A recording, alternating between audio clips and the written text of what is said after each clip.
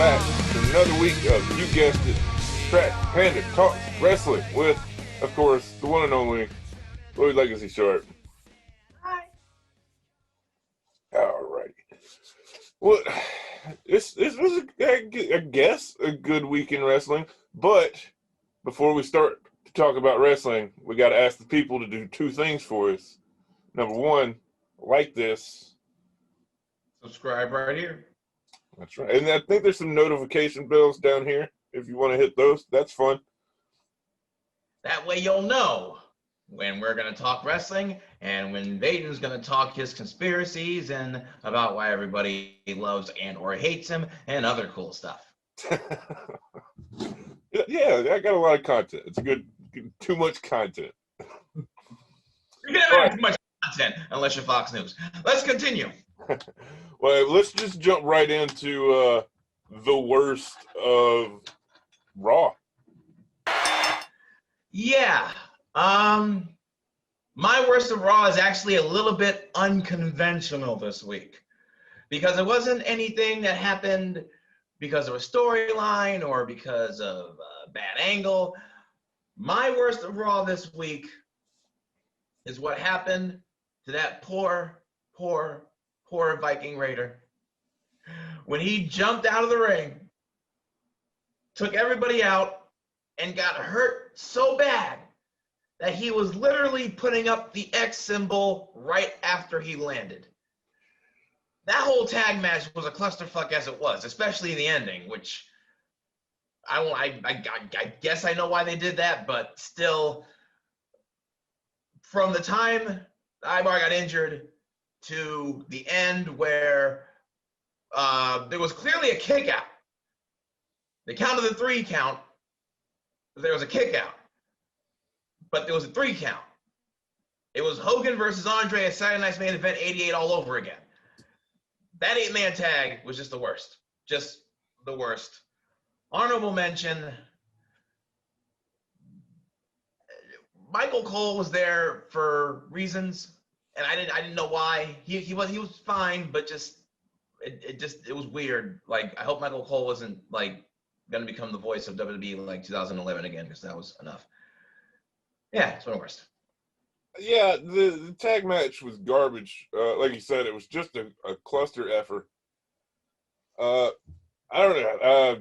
I'll give honorable mention to the worst for just repeat matches. I think we saw like 5 matches that were the exact same match we saw last week. Maybe a little bit different ending, maybe. But it was just a bunch of stuff I'd seen before. Randy Orton versus Keith Lee again. There were a couple of the iconic breakup again. Well, that's later, isn't it?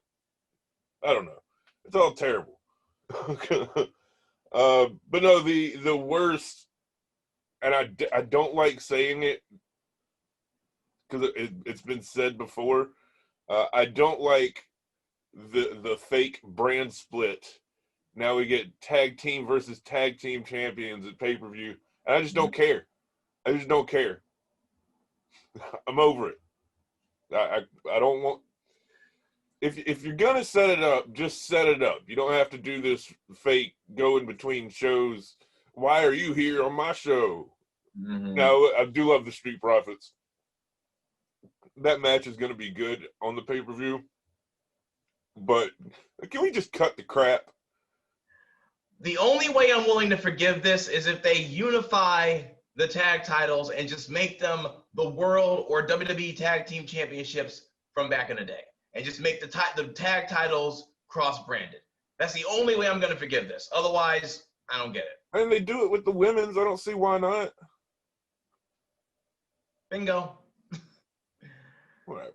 All right, but there were some actually. It's a pretty good bit of good stuff on Raw. What you got? What's your best? My best for Raw this week was the show-long arc between Drew McIntyre and Randy Orton. Because if there's anything that I used to love about wrestling, back when I was more enthusiastic to watch it for reasons other than just doing this show every Saturday/Sunday, it was arcs and threads that started at the beginning and continued throughout the night that didn't lose their cohesiveness, but also made sense. Drew McIntyre attacking Randy Orton once and constantly being confronted by Adam Pearce or whoever the guy is that is suddenly like running things because he has the power because reasons. And he kept being told to leave. First, he got lost. Then he grabbed the wrong cell phone. Drew McIntyre was just playing the perfect, yeah, I know why I'm here. They know why I'm here, but I'm going to tell you, Charlie Caruso and all you other stooges, that I'm just here because I have to be for these reasons that I'm not really here for. It was just the classic smug, it was great. And he stuck around long enough to get Randy Orton. Just gave Randy Orton what for all night long. Between Randy Orton getting his and Drew playing the smug, delusional, as far as we know, guy that won't leave for reasons that we know, but they don't know. Great. Orton McIntyre all night. Great stuff. Yeah. I have the same thing for my best, but I want to give an honorable mention to the Hurt Business and the Cedric turn. Yes. I wasn't sure they were going to make that happen or if they were just going to continue to feud, but I was happy to see Cedric look good. But my best of the week for Raw is Drew Mac is back, and I don't have to be terrified in my sleep and have nightmares about Randy Orton anymore because now I know that the Claymore kick is there to protect us all. Yes. I did literally like Sunday night, I was waking up like in the middle of the night going, oh God, out of nowhere. Funny enough, the way you're describing this is how I legitimately felt back in 1994 when there were two Undertakers. And there were like and like they were saying on TV, there's been Undertaker sightings all over the place, and you never know where the Undertaker might be. I was literally afraid, and I was a kid, so this is no kayfabe. This is shoot. I was legitimately afraid that the Undertaker was walking up and down the streets of Dorchester about to get me. And too bad Drew McIntyre wasn't around then. I probably would have felt better about it. But yes, amen. Maybe. Jesus. I don't know. Undertaker in the prime is it's terrifying enough. Oh yeah. Well, even when he was a baby face, I was still scared of him, and knowing that he was being cited did not help me sleep well. Okay, well, I am gonna get AEW out of the way, and then let you have your NXT rant. I'm gonna start with the worst on this. I love both of these wrestlers, but I hate the execution of Jericho versus Joey Janela. Joey Janela is a great up-and-coming wrestler. He does not deserve to get jobbed out. Now, if you're going to get jobbed out, Jericho's a good person to get jobbed out to. But this match was also completely unnecessary for Jericho. I guess he needed a win after getting embarrassed in Orange Kool-Aid, but I hated that. Dishonorable mention to the highlight video cuts of MJF and Moxley because it was annoying. Not that the highlight reel was annoying. It was just again the execution of we're gonna almost show you the spot. We're gonna almost show you the spot, and then pausing and cutting and clipping. It gave me a headache, and that's not cool. Now, again, it's AEW, so if those are the worst things, it can't be that bad, and it's not. It's not that bad at all because we had some great things. It looks like the best friends are finally gonna get redemption for their mom's car. Matt Hardy love from the crowd. Jurassic Express gets a win. But the best part of AEW, the fans are back. Yeah, it's not, obviously it's not full, but the fans are back, and there were two moments that made it real for me. One, and this is an honorable mention as well, Rusev. Rusev debuts at AEW, and the crowd just chants Rusev Day, Rusev Day, Rusev Day. Oh my God.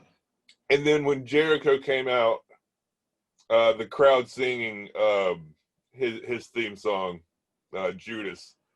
I just love that moment. You can tell he loves it because he just stands there in the middle of the ring and lets the crowd do it.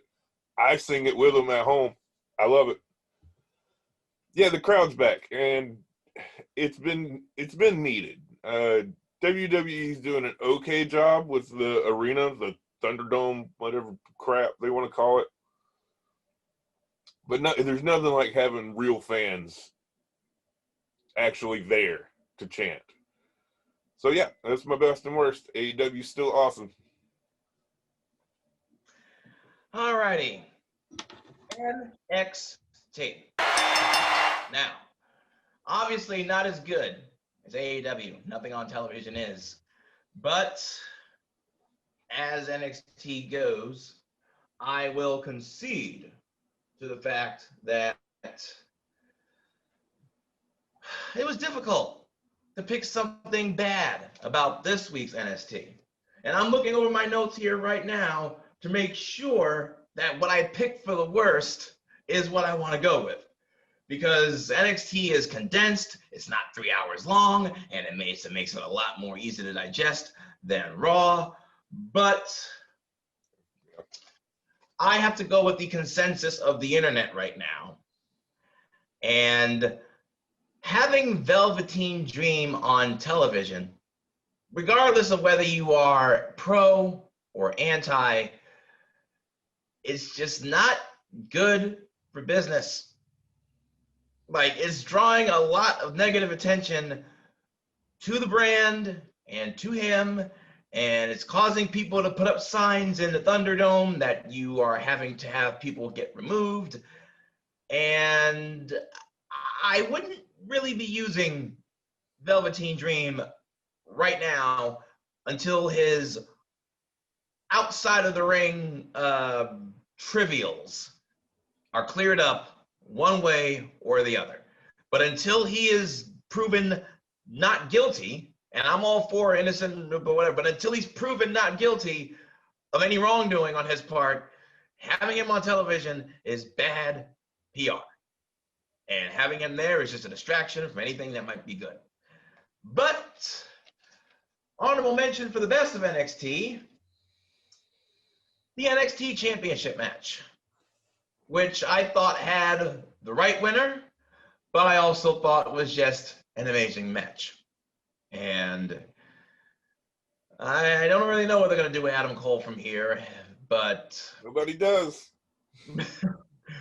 But Finn Balor becoming NXT champion again is something that, given the fact that when he was called up from the main roster, won the Universal title on his first night at SummerSlam, lost it due to injury, and was never allowed to get back to that point again to the level that he was at NXT. And the one time that he was fed to Braun Strowman. It's nice to see Finn Balor getting treated right on NXT.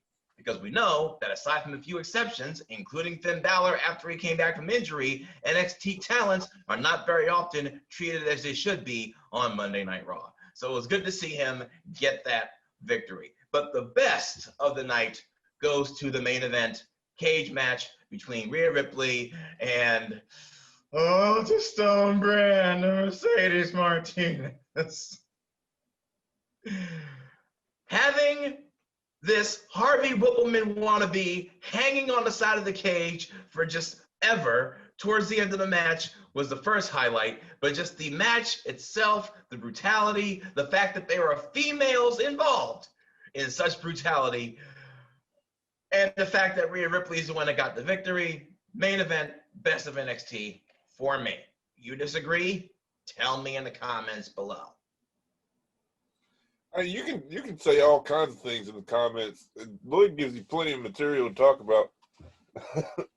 But I'm just glad we got that out of the way. Okay, so Smackdown? All right. Okay. All right. So here's the thing. I didn't hate SmackDown like I normally do. The parts of SmackDown that I did hate, I did hate.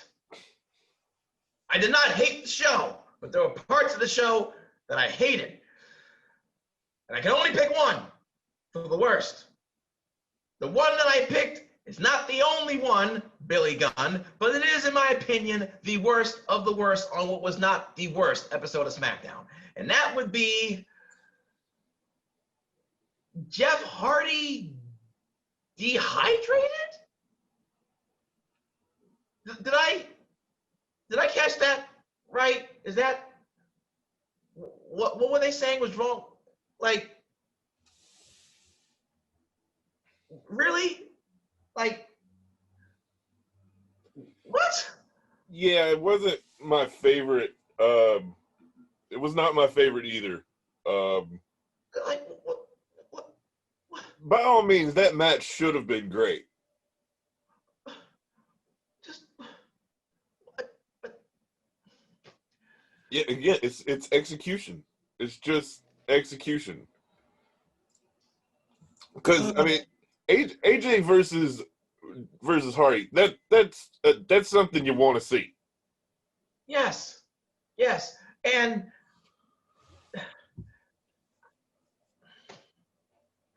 if they did a storyline version of what happened to Jeff Hardy at Victory Road 2011, I wouldn't have liked it, but it would have made more sense logically for those of us who have one of these there and like to use it every now and then than what they did with what they did. I agree. I mean, that wasn't the worst for me. And I hate to say this because I like this this female wrestler a lot, but I think she's being used incorrectly, as they always do to NXT stars. But I hate the Nikki Cross push right now because she's just being pushed into losing everything. And I don't think that's fair. She's I would say this dishonorable mention to the more Money in the Bank shenanigans. Oh Lord. Suitcases, lunchboxes, it's all stupid. Now I will say John Morrison sells it very well. But that's stupid. It's just stupid. Nobody can sell stupid comedy probably better than The Miz and John Morrison on SmackDown, but the fact that it's even there for them to have to work with it to begin with. Yeah, I hate it. But let's end on positive notes. There were some good things. Yes, there were. Honorable mention to this, not the fact of who he's facing, but this whole evil Roman Reigns thing. I'm into it.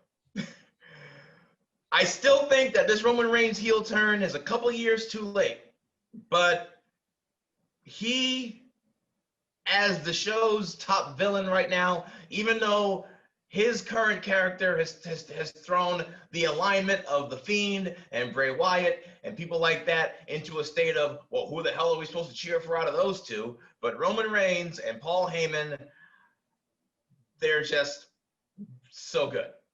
They really are perfect together. They are doing, like, they are just no complaints so far. But the best of SmackDown, what I originally only thought was best last week, because I'm glad it finally happened after 5 years and we don't have to wait for it anymore. Bayley's explanation of why she turned on Sasha was just so her explanation was better than the turn, because she basically outed herself and Sasha Banks as what we all know them to be anyway, a couple of non-trustworthy backstabbing sons of bitches, or daughters of mean women. She said, I was using Sasha, Sasha was using me, which, if you look at how they won their matches while they were teaming together, they very much were. And if I didn't stab her in the back, she was going to stab me in the back. Which takes me back to something that Sid Justice said in a 1992 WrestleMania main event against Hulk Hogan. He looked into the camera and said, do unto the man as he would do unto you. But do it first. And this explanation made the just get it out of the way. I'm glad it happened. Whatever turn last week, this made me invested in the turn, because not only did Bayley's explanation make sense, which is very rare for a heel explanation these days to make sense. It not only made sense, but it tied into something psychological that I'm sure many of us in our interpersonal lives with certain people, past or present, can relate to. Bayley wins. Yeah, I did like that promo. That was solid. And she has been not the best at promo for a long time. So yeah, it was good to watch. But as good as it was, I think there was something better, and it's only because he is also stupid good at promo. My boy Sami Zayn. And I love because the crowd loves him. Like, he's just good. I want him to win, or sorry, not just win, but remain champion. But also the storyline of like using the kayfabe of I never lost.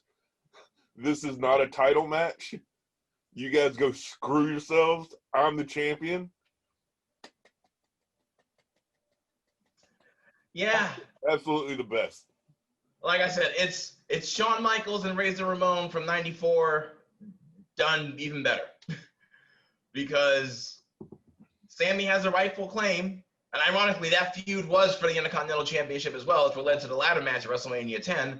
But Sami Zayn is just even more obnoxious than Shawn Michaels was in 1994. And to be more obnoxious than Shawn Michaels in the 90s takes a special kind of skill. Well, at least Sammy's only obnoxious on screen. Exactly. Shawn was obnoxious. Shawn was pulling double duty with his heel work. But Sami Zayn is just it's a storyline surrounding the Intercontinental Championship that is good. Those are three things that do not happen in WWE very often today. Storyline that's good surrounding the Intercontinental Championship. A championship that's finally relevant, and a storyline that's good. Yeah, and they have the right three talent going for it. It just all lines up, checks all the boxes, planets in line, doing all that stuff. That was great. Daniel Bryan and AJ Styles got it started, and it has been some good sailing from there. I do want to give an honorable mention to best to Alexa Bliss hitting the Sister Abigail. That was a nice moment. That was just a nice moment. And I know we're going to see that. And I even like that they teased having a new member of the Firefly Funhouse, because everybody thought it was going to be Alexa. And I don't know what that segment was, but nice swerve. Honorable mention, Vince McMahon puppet appearance. It's always great. It's always great. It really is. I am at some point today, before I go to Worcester later today, I am going to watch back the Firefly Funhouse match at WrestleMania just to get the feel that I got when I saw that Vince McMahon puppet last night. That was great. It's always great to see it pop up, because it's the Fiend segments in the Firefly Funhouse are creepy and weird, but somehow still manage to get you to laugh. Yes. That's perfect. Well, okay, then that's got to be That's got to be the end of the week. So what's the best and worst on the week? Worst first, because we end on positives. My worst of the week has to be, and you know what? In order to not be too repetitive, my worst of the week is actually not something that I would have picked as the worst going in, but it is something that I picked as the worst after having seen all three shows and really put them side by side together. The worst of the week is this never-ending thread of Retribution that is making me care less and less about them every single week. We got the first proper or as close to an explanation as we've gotten so far, and I still don't care. And I don't care because they've done such a piss poor job of building them up to this point that now that they have finally spoken as to why they're here, I just don't care. And I've never cared less about a possible invasion faction than I do Retribution. And it's not so much the worst of this week, but once again, much like the greatest wrestling match ever, much like my issue with Bayley helping Sasha win the title from Asuka, it's not that it's the worst of this week, it's a culmination of things leading up to this that makes it the worst thing that I've seen this week. I don't care about Retribution. Yeah, I have to agree. Retribution, one, I don't care, like you said. I just don't care. And two,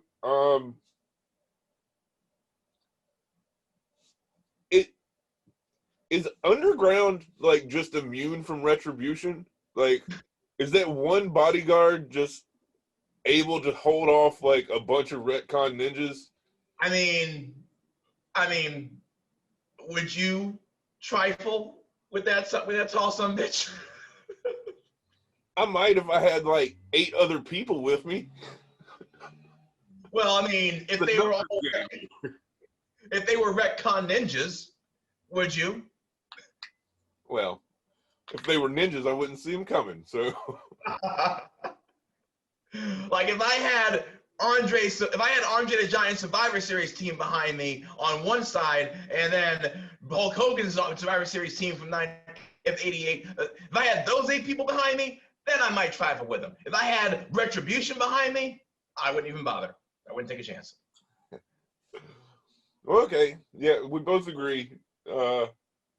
Retribution ninjas are terrible. It doesn't make sense. I don't care. Yeah, just whatever. What you got for the best? My best honorable mention to Keith Lee for not as of yet being completely buried and ruined as a main roster call-up. So far, so good. So far. I mean, Bray Wyatt back in 2014 looked great until he faced John Cena. So I'm not going to get my hopes up just yet, but so far, so good. Best of the week, Drew McIntyre is being booked as a proper babyface that is not stupid nor annoying, and I love it.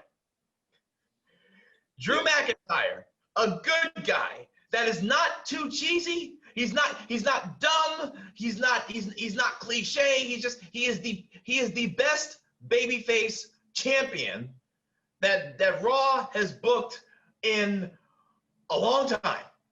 And this Monday night, that show-long thread just showed how you can take a beating, you can come back and get a beating, and you don't have to look weak, but you can also still look strong, but you can also not look impervious. Drew McIntyre as a babyface champion is just the best thing.